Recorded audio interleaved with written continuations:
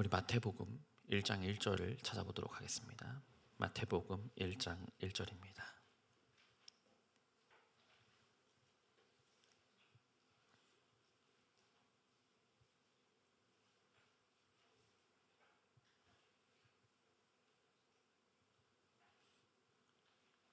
찾으신 분들은 한 목소리로 읽겠습니다. 시작.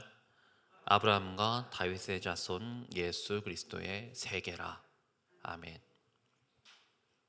세계라. 이 말씀은 단 한 문장으로 시작하지만 단순히 예수 그리스도의 족보를 소개하는 서론이 아닙니다. 그것은 바로 새로운 세계의 도래를 선포하는 강력한 말씀입니다. 이 말씀이 선포될 때 1세기 예수님께서 오셨던 그 세계에 그 사람들에는 기존의 세계관을 뒤집는 충격적인 한 문장입니다. 그럼 그 당시 1세기를 살아가는 사람들의 세계는 어떠했는지 여러분들 혹시 아십니까? 예수님께서 오신 그 1세기의 세계는 오늘 우리가 상상하는 것보다, 오늘 우리가 살아가는 그 세계보다 훨씬 더 가혹하고 냉혹하고 잔인하고 차별적이었습니다. 로마 제국은요, 팍스 로마가죠. 팍스 로마. 당시 압도적인 권력을 가진 세계 최강국이었습니다. 그래서 그런지 사람 한 명 한 명의 가치는 제국에 얼마나 많은 도움이 되었는지에 따라 평가받고 구분되어졌습니다. 예를 들어서 세금을 낼 수 있는 부유한 사람, 세금을 많이 낼 수 있는 부유한 사람, 혹은 군대에 징집될 수 있는 존재, 즉 남자죠. 건강한 남성, 이 두 가지 중에 어느 것도 충족이 되지 않으면 그 사람은요, 무가치한 인생이었고 그렇게 평가받았습니다. 그 당시는 개인의 삶보다, 개인의 가치보다 제국의 유지와 황제의 숭배가 목적이었던 시대였기 때문입니다. 그러면 로마 시대는 그렇다고 치더라도 그럼 유대 사회는 정상적이었냐? 또한 그렇지도 않습니다. 그들이 불운한 것은, 유대 세계는 더욱 불운한 것은 태어날 때부터 이미 운명이 정해져 있다는 것입니다. 로마 사회는요, 종으로 태어나도 혹은 신분이 미천해도 돈을 많이 벌거나 혹은 스스로의 운명을 개척할 수 있는 아주 희박한 가능성이라도 있었거든요. 근데 유대 사회는 그렇지 않았습니다. 어느 집안에서 태어났는지, 어느 학문에서 배웠는지, 어느 지역 출신인지, 그게 또한 남성인지 여성인지에 따라서 그것이 그 사람의 한계이자 운명으로 받아들여져서 여성은 교육할 수조차 배울 수조차 없었고 이방인이라면 성전의 출입 또한 금지되었습니다. 그 사람이 유대인으로 태어났다면 혹은 그 유대 지역 사회에서 이방인으로 태어났다고 하면 그 사람이 아무리 열심히 노력해도 출신은 바뀌지 않기 때문입니다. 그리고 당시 황제는 단순한 통치자를 넘어서 신으로 여겨졌습니다. 황제가 원하면 생명도 땅도 재산도 자유도 그대로 넘겨줘야 됐습니다. 그래서 세금을 내지 못하면 징계, 황제의 의견에 반대하면 징계, 불만을 제기하면 제거 대상이 되어서 징계를 받았습니다. 황제의 권력은 그렇게 막강했고 그러한 권력이 조금이나마 나누어졌던 로마의 군인이 있었지요. 로마의 군인의 한마디면 민간인들은 억울하게 죽는 일도 흔하디 흔했던 그런 냉혹한 시대였습니다. 사람의 생명은 권력자의 한마디에, 권력자의 기분에 따라 움직이는 잔혹한 피의 세계였습니다. 그건 가장 충격적인 것은 노예제도입니다. 1세기 로마 제국의 40%에서 50%, 인구의 40%에서 50%는 노예였습니다. 노예는 사람이 아니라 재산이었고 어느 학자들은 당시 노예의 삶도 그다지 나쁘지 않았을 것이다 이렇게 생각하는 그런 학자들도 있습니다. 그러나 결코 그렇지 않습니다. 노예는요, 사고 팔고 주인이 마음대로 벌을 주거나 밥을 굶길 수 있었습니다. 또한 주인의 마음대로 어떻게든 사용이 가능했으며 심지어 주인이 죽여도 아무런 죄와 책임을 그리고 처벌도 받지 않았습니다. 노예가 아이를 낳으면 그 아이 또한 노예이며 그리고 그 주인의 재산이 되었습니다. 노예는 사람이 아니라 가축임과 동시에 물건 취급을 받았던 시대지요. 유대인들은 어떠했죠? 유대 종교 체계는요, 정결과 부정이라는 개념이 있습니다. 정결과 부정. 그래서요, 아픈 사람은 부정한 사람, 또 장애를 가지고 태어난 아이는 부정한 아이, 가난한 사람은 하나님께 버림받은 사람, 여인은 주인공이 될 수 없는 그런 사회였습니다. 남자만이 주인공이 될 수 있는 사람이었고 여자는 그저 주변인이었습니다. 또한 이방인을 상대하기도 조차 싫은 오랑캐 그 이상 그 이하도 아니었습니다. 이렇게 참혹한 1세기에 예수님께서는 새로운 세계의 도래를 선포하십니다. 아브라함과 다윗의 자손 예수 그리스도의 세계라. 아멘. 이 말씀은 당시 1세기 세계가 갖고 있는 가치 체계들을 모든 것들을 부정하고 새로운 세계를 세울 것이라는 선언입니다. 이제 세계의 중심은 황제가 아니라, 제국이 아니라, 나라가 아니라, 혈통이 중요한 것도 아니고, 권력이 있든 없든 신분의 고하를 막론하고, 이제 이 세계의 중심은 예수 그리스도이다라는 선언입니다. 예수 그리스도의 세계는 단지 1세기에 사람 몇 명을 변화시키는 데 그치지 않았습니다. 그리스도의 세계관은 시간이 흘러 문명 자체를 새롭게 빚어내었습니다. 예수 그리스도의 가치는 실제 삶으로 실천되면서 세상에 없던 새로운 제도와 문명적 장치들의 등장을 초래합니다. 병원이 생기지요. 아픈 자와 약한 자를 돌보는 것은 그 당시 세계관으로 본다면요, 상당히 비효율적인 것이고요, 위험한 행동입니다. 기독교인들은 죽어가는 사람들을 외면하지 않고 돌보기 시작했습니다. 그래서 병원이라는 개념이 생겨났지요. 그리고 학교, 모든 사람은 하나님의 형상이라는 기본 말씀, 그 토대로 믿음이 있었기에 가난하든 신분이 높든 낮든 여성이든 남성이든 상관없이 모두 배우고 가르치고, 그래서 학교에서 사람들에게 글을 가르치기 시작합니다. 또한 이를 넘어서 성경에 나오죠. 고아와 과부와 가난한 자를 돌보라는 복음의 명령을 그대로 순종하던 그리스도인들에게 고아원과 양로원 등 복지제도의 출발점이 되기도 했습니다. 또한 많은 시간이 흐르고 나서 해결된 노예제도도 있지요. 노예제 폐지 운동의 핵심 가치로서 모든 사람은 하나님의 형상이 그 중심이 된 그 말씀의 존재 근원이었습니다. 이것은 근대 인권 선언의 근본 뿌리가 되기도 했지요. 또한 하나님 앞에서 쉼을 갖게 된다는 안식일의 개념은 주일로 바뀌어서 국가의 휴일 제도로 발전이 되기도 했습니다. 그것은 무엇입니까? 우리 인간은 일하는 기계가 아니라 하나님 앞에 존귀한 존재로서 쉼을 가질 수 있는 존재라는 선포이기도 했습니다. 또한 서로 사랑하고 섬기라는 복음의 명령을 통해서 국경을 넘나드는 자선과 부봉사, 그런 단체들의 시작이 되기도 하지요. 이 모든 사실들이 우리에게 분명히 말합니다. 기독교는 단순한 종교를 뛰어넘어서 문명을 바꾼 세계관의 시작이었다라는 것입니다. 예수 그리스도는 세계의 삶을 바꾸고 공동체를 바꾸고 결국 세계를 바꾸는 힘조차 있었습니다. 그런데요, 아이러니하게도 우리는 이 모든 기독교, 예수 그리스도의 문화의 혜택을 누리면서도, 이 좋은 문화의 혜택을 누리면서도 정작 예수 그리스도의 세계가 무엇인지, 그리고 내가 예수 그리스도 세계 안에 들어가 살고 있는지에 대해서는 생각하고 있지 않는 것 같습니다. 대한민국에는 교회가 편의점보다 많다고 하지요. 교회나 교회 문화에 대해서는 상당히 익숙합니다. 복음의 세계는 그렇지만 너무나도 낯설고 저희가 접하기에는 너무나도 먼 세계라는 것이 너무나도 가슴이 아픕니다. 이 그리스도 복음이라는 것은 이 전통은 유구하고도 익숙하지만 예수 그리스도의 사랑의 능력을 다 잃어버린 이 세계가 되어버린 것은 아닌지 스스로 생각해 봅니다. 우리는 기독교 문화를 소비하는 데는 되게 익숙하지만 예수 그리스도의 세계를 살아내는 데에는 못하고 있을 때가 참으로 많습니다. 복음은요, 문화가 아니고 제도가 아닙니다. 새로운 세계이고 사랑의 실천입니다. 그래서 우리는 다시 한번 우리에게 물어봐야 됩니다. 이 세계에 물어봐야 됩니다.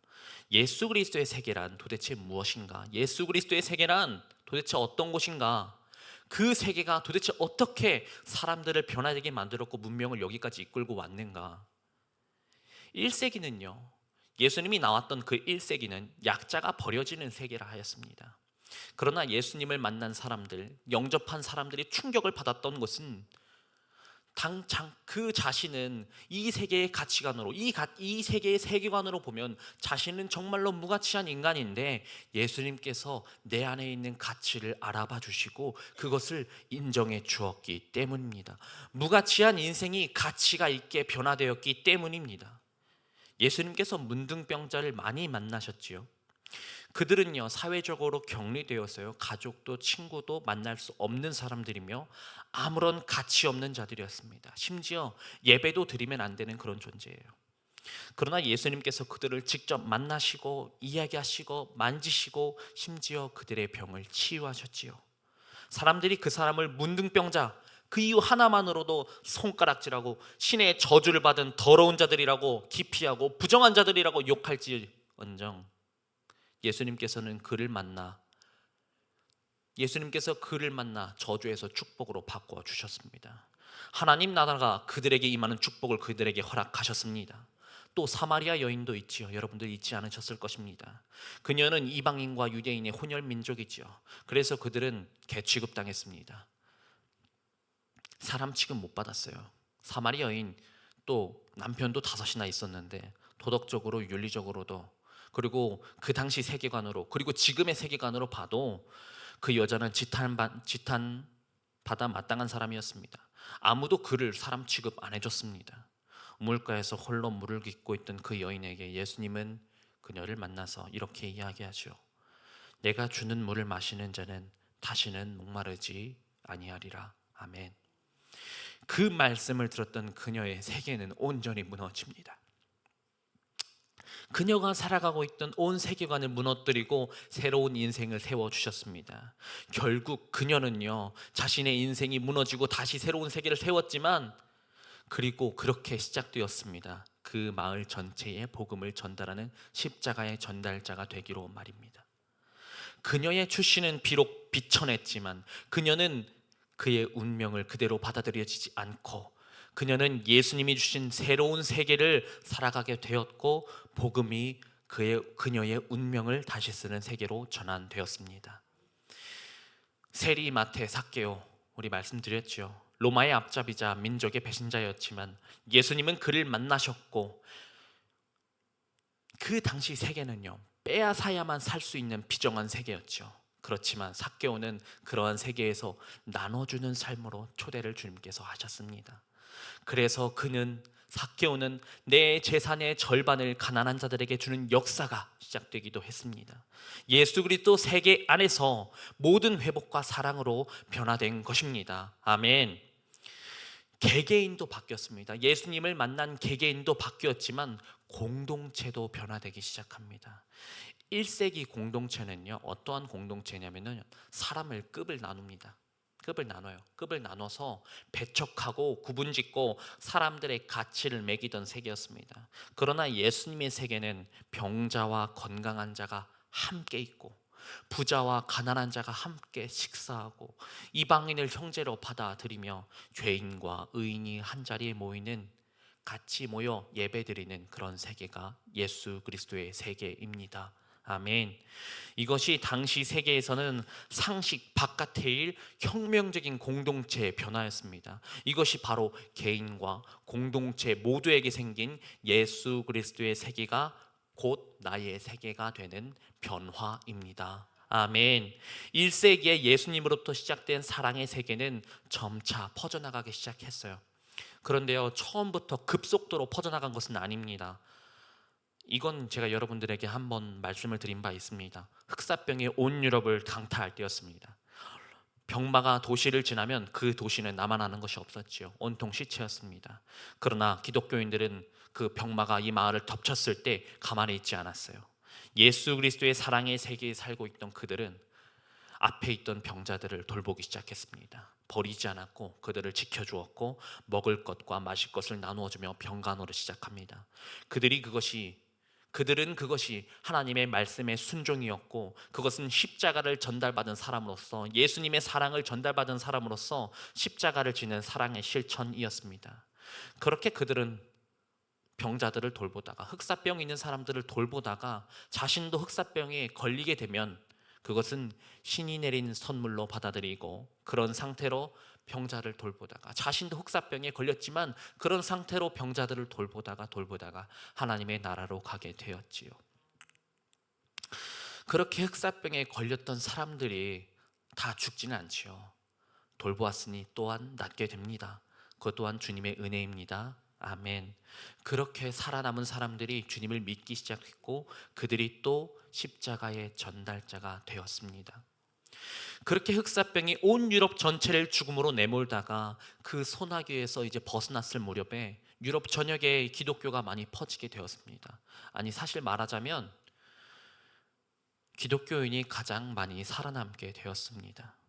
1세기 사람들 속에 시작된 예수 그리스도의 세계, 예수 그리스도의 사랑이 흑사병 시대의 절망 속에서 실제 삶으로 증명된 그리스도의 사랑으로 인류는 또다시 살아났고 그 세계는 한 번도 사라진 적이 없습니다. 예수 그리스도의 세계는 그 1세기부터 지금까지 이어져 오고 있는 것입니다. 문제는 우리가, 그리고 내가 그 예수 그리스도의 세계 안에 함께 동참하고 있는가입니다. 아니면 우리는 교회를 다니면서 기독교 문화 주변만을 서성이고 있지는 않는지 돌아보셔야 합니다. 흑사병 시대의 사람들은 기독교인들을 향해 이렇게 물었지요. 저 사람들은 왜 저 병마를 피하지 않을까? 왜 도망가지 않을까? 무엇이 저들을 다른 사람들을 그렇게 사랑할 수 있게 되었을까? 대답은 단순합니다. 그들은 예수 그리스도의 세계 속에 살았기 때문입니다. 그들의 세계는 이런 세계입니다. 갈라디아서 1장 10절입니다. 한번 찾아보겠습니다. 갈라디아서 1장 10절입니다. 그들이 사는 세계란 이러합니다.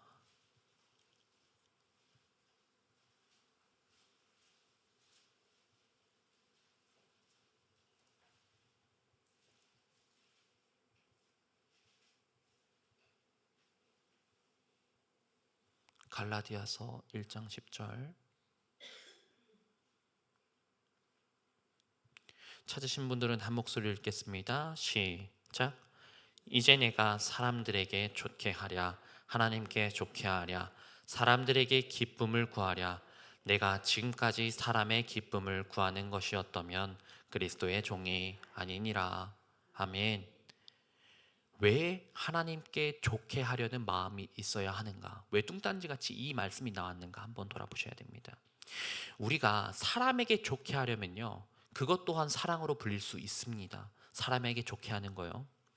그러나요, 그것은요 조건부 사랑입니다. 조건부 사랑. 그 사랑에는요 한계가 명확합니다. 시간이 흐르면요 감정은 바닥이 나게 되고요, 시간이 흐르면요 마음은 메말라지게 되고요, 인내라는 것 또한 한계가 분명히 있는 것입니다.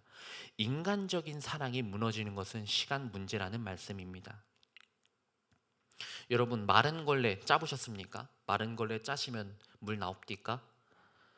잠깐 나올 수 있어요. 마른 걸레 짜면 물이 잠깐은 나올 수 있습니다. 그러나 계속 짜내면 결국 아무것도 나오지 않습니다. 메마른 사랑도 마찬가지입니다. 짜내면은 순간 나올 수 있지요. 그러나 결국 고갈되는 건 시간 문제입니다. 그래서 하나님께 좋게 하려는 믿음이 먼저여야 한다는 것입니다. 왜냐하면 하나님께로부터 오는 사랑만이 마르지 않기 때문입니다. 아멘. 요한일서 4장 19절 제가 읽어드리도록 하겠습니다. 우리가 사랑하면 그가 먼저 우리를 사랑하셨습니다. 아멘.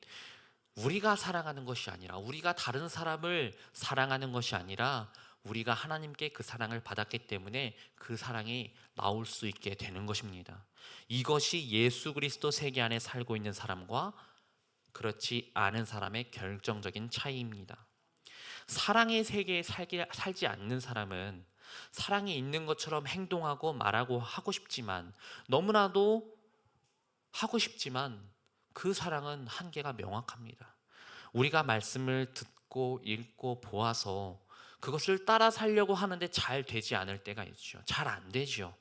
예수 그리스도의 사랑을 머리로 알고 실천하려고 해도 그 세계 안에 살고 있지 않기 때문에 그 사랑을 우리가 체감하지 못하고 받지 못하고 있기 때문에 그 사랑이 나올 수가 없는 것입니다.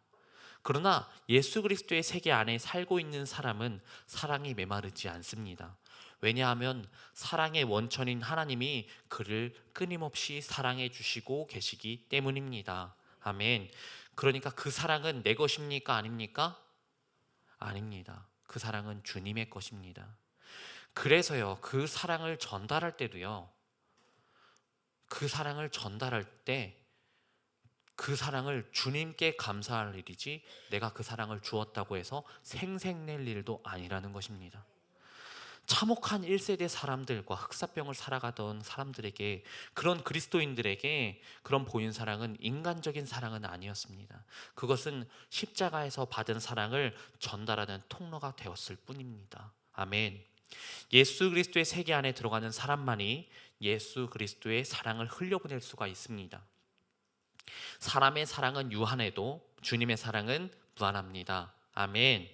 우리가 그리스도의 사랑을 문화로, 제도로 여태껏 많이 만들어내고 살아가지만 그 안에 살아가는 사람들 안에 사랑이 없다면 그것은 흉내만 낼 뿐이지 진정 예수 그리스도의 세계는 아닙니다. 이 세계는, 우리가 살고 있는 21세기 세계는 1세기 세계보다는 타인에게 비교적 친절하게 보일 수도 있고 차별이 없는 것처럼 보일 수도 있죠. 보다 따뜻한 것처럼 보일 수도 있습니다.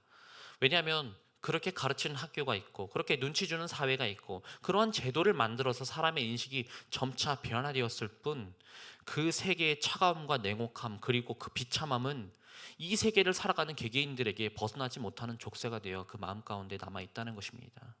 그래서 우리의 세계는, 우리 이 세계가 바뀌기 위해서는 예수 그리스도의 세계가 각 개인에게, 영혼에게 임해야 될 줄로 믿습니다. 아멘. 그리스도의 세계 안으로 들어가는 길은 복잡하지 않습니다. 내가 좋은 사람이 되려고 노력하지 않아도 됩니다. 무엇을 내가 더 열심히 하려고 노력하지 않아도 됩니다. 그리스도의 세계는 선물로 받는 곳입니다. 그리스도의 세계는 사랑을 먼저 경험하는 자리입니다. 수고하고 무거운 짐진 자들아 다 내게로 오라, 이 말씀 다 아시지요? 그리스도의 세계는요, 지치는 사람, 가난한 사람, 실패한 사람, 죄진 사람에게 먼저 열려 있습니다. 인생의 철저한 좌절을 경험한 사람은 주님께서 먼저 만나 주십니다. 실제로 인생의 실패를 경험하고 나서, 인생의 좌절을 경험하고 나서 주님을 만난 분이 적지 않습니다. 자신의 인생이 흠없고 옳고 그리고 결점이 없는 사람은 주님을 만날 수가 없어요. 스스로가 의인이라고 생각하는 사람은 주님을 만날 자격이 없습니다. 죄인임을 인정하고 부족함을 인정하고 고백할 때 비로소 주님의 세계 안으로 초대받을 수 있습니다. 아멘. 또 그리스도의 세계는 사람에게 좋게 보이려고, 사람의 인정을 구하려고, 사람의 시선을 신경 쓰는 삶에서 벗어나야 됩니다. 하나님께 좋게 하려는 마음을 가진 마음으로 방향을 바꾸셔야 합니다. 이 방향으로 마음을 돌리는 순간 가식을 떨 필요는 없고요, 시선을 의식할 필요도 없습니다. 하나님께 좋게 하는 것, 그것이 말씀에 대한 순종입니다. 내가 알아서 하는 사랑이 아니라 철저히 말씀이 중심이 되어서 베풀어지는 사랑이, 그 사랑의 근원은 내가 아닌 하나님으로부터 내려온 사랑임과 동시에 우리가 타인에게 베풀어진 사랑은 내가 생색낼 필요도 없고 내가 보상받을 필요도 없습니다. 이 땅에서 내가 보상받을 필요가 없다라는 것입니다. 그 사랑은 하나님께서 그에게 직접 전달하신 것이기 때문입니다. 아멘. 우리의 상은 영광스럽고 찬란한 하늘나라에서 주님께서 허락하실 줄로 믿습니다. 아멘. 결론 짓겠습니다. 우리 기독교 문화를 누리고 있습니다. 기독교 문화 가운데 이 모든 제도가 정비가 되어 있고 우리는 그 가운데, 복음 가운데 살아가고 있는 것 같지만 정작 예수 그리스도의 세계 안에는 살고 있지 못한 것이 현실입니다. 이 질문 앞에는 많은 사람들이 멈칫할 것이라 생각이 됩니다. 교회는 많고 신앙 용어는 익숙하지만 예수 그리스도의 사랑은 때로는 너무나도 어렵고 낯설게 느껴질 때만 있습니다. 우리는 복음을 지식으로 알지만 세계관으로 살아내고 못하고 있을 수도 있습니다. 그러나 주님은 우리에게 묻고 계십니다. 너는 지금 어디에 살고 있느냐? 나의 세계 안에 있느냐, 아니면 세상의 세계 안에 있느냐? 그리스도의 세계는 우리 스스로 만들어가는 것이 아닙니다. 더 노력하거나 더 착한 사람이 되려는 훈련의 결과 또한 아니지요. 그 세계는 선물로 주어집니다. 우리가 수고하고 무거운 짐을 진 채로 주님 앞에 나아갈 때에 주님은 우리를 그 세계로 초대해 주십니다. 그 세계 안에서 우리는 사랑을 받고 그 사랑을 흘려보내는 자가 됩니다. 사랑이 고갈되지 않는 이유는 그 사랑은 내 것이 아니라 하나님께로부터 계속 끊임없이 흘러내려오기 때문입니다. 그러나 이제 우리가 해야 할 일은 단순합니다. 예수 그리스도의 세계 안으로 들어가는 것입니다. 그리고 그 세계를 살아내는 것입니다. 누군가 우리를 향해 묻습니다. 왜 저 사람은 도망가지 않을까? 왜 저 사람은 여전히 다른 사람들을 사랑할까? 그 물음에 대답합시다. 우리는 예수 그리스도의 세계 안에 살고 있습니다. 아멘. 우리 다 같이 기도하겠습니다. 사랑의 하나님 아버지, 오늘 예수 그리스도의 세계에 대해서 말씀해 주시니 참으로 감사를 드립니다. 세상의 기준이 아닌 주님의 사랑의 중심이 되는 그 세계로 우리를 초대해 주시니 감사를 드립니다. 하나님 아버지, 이 자리에 나온 모든 성도님들이 그리스도의 사랑 안에서 새롭게 살아나가게 도와주시옵소서. 죄인이 의인이 되고 상처는 회복되게 하시고 불안한 미래 가운데 불안한 영혼들이 주님의 평안에 깃들게 하여 주시옵소서. 사랑의 기쁨이 아니라 하나님께 기쁨 드리는 삶이 되게 하여 주시옵고 그 사랑이 우리 안에서 메마르지 않게 도와주시옵소서. 이제 우리가 그리스도의 세계를 살아내기를 원합니다. 말로만 믿는 신앙이 아니라 삶으로 드러내는 신앙이 되게 하여 주시옵소서. 이 시간 함께 예배드린 모든 성도님 한 분 한 분 위에 예수님의 은혜가 가득 임하게 하시고 하나님 아버지의 사랑이 날마다 새로워지게 하시며 성령님의 위로와 인도하심이 가정과 일터와 모든 삶의 터전에서 함께 하시기를 주님의 이름으로 축원드립니다. 아멘. 다 같이 주의 삼창하고 기도하겠습니다. 시작. 주여, 주여.